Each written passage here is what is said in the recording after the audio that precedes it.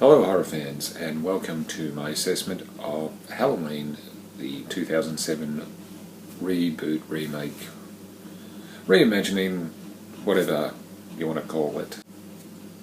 And here's the thing, I have nothing against remakes. I know most of the time they don't turn out that well, but I'm willing to give things a chance. If you don't watch something that's a remake, that's your prerogative, that's fine.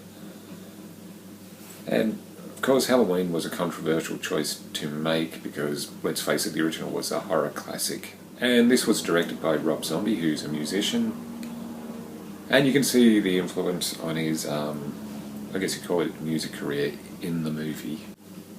And here's the thing, I think when you do a remake to something, you got to add a little something different. And this one did. And this one actually shows the years of Michael, or the first half shows the years of Michael in Smith's Grove Sanitarium. And of course, if you know Halloween, you know why he's in the sanitarium, because he murdered his sister. But in this version, not only does he murder his sister, he murders his stepfather and his sister's boyfriend. And Deborah Myers here is played by Cherie Moon Zombie, who of course is Rob Zombie's wife, and I'll give her credit, she gives an okay performance. Not a great performance, but an okay as Michael's mother. And her character is actually a stripper, so basically the movie has a stripper, an abusive stepfather, and Michael kills animals, so yeah. And that's the thing, the first half of this movie centres on Michael Myers in Smith's Grove. And we watch him descend deeper and deeper, basically until he becomes non-verbal. And that's the thing, maybe they've given us too much backstory to Michael. Because in the original one you just knew he's purely and simply evil. This one, I think it's trying to garner some sympathy for him. And Dr. Loomis in this film is played by the always good Malcolm McDowell. Although I'm still a bit angry at him because he killed Captain Kirk.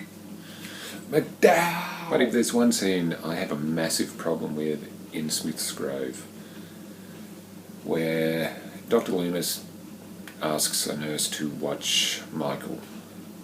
Okay, so far so normal, because he's walking Deborah Myers out, so he tells a nurse just to watch Michael.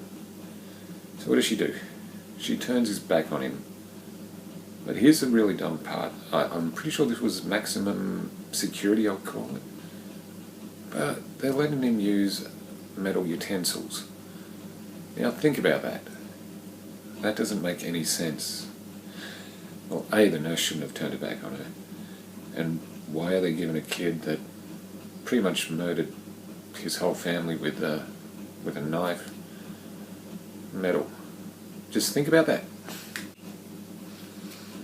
Yeah, so after the first half is over, it pretty much turns into the actual Halloween movie. Of course, he escapes and then goes on his killing spree.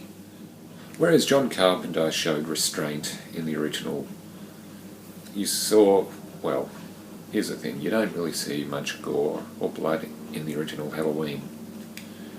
You think you do, I think it's more a psychological thing, but it really doesn't show much. And it's more going for the shock, which works well for that movie. Whereas this one just goes for the brutal, over-the-top violence. And I know a lot of people found Rob Zombie's direction a little heavy-handed, and I actually understand where people are coming from. It's like I said, he shows no restraint at all, but he was told to make it his own movie, and he did, while still taking elements from the original, of course. And I don't know if that makes sense, but yeah.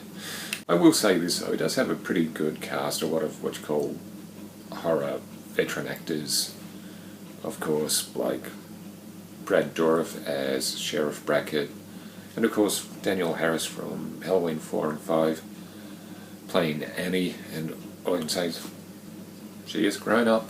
And Ken Foray from Dawn of the Dead has a memorable, small but memorable part in this It also has Dee Wallace from The Howling and the mother from E.T.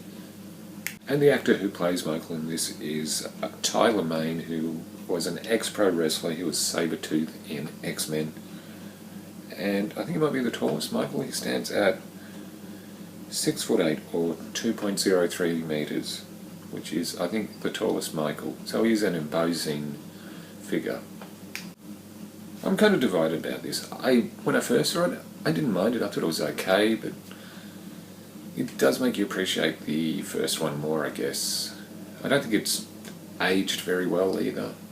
And one other criticism, and this is because I watched the director's cut, I think maybe 2 hours is a bit too long for a movie like this.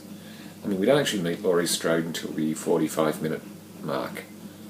That's a long time to introduce one of the main characters. So the thing is, I don't hate it, I don't love it, it's never going to stand up to the original.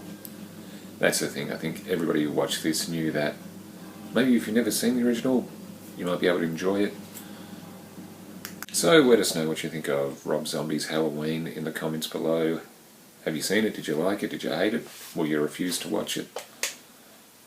Okay, that's all for now, and I'll see you again soon.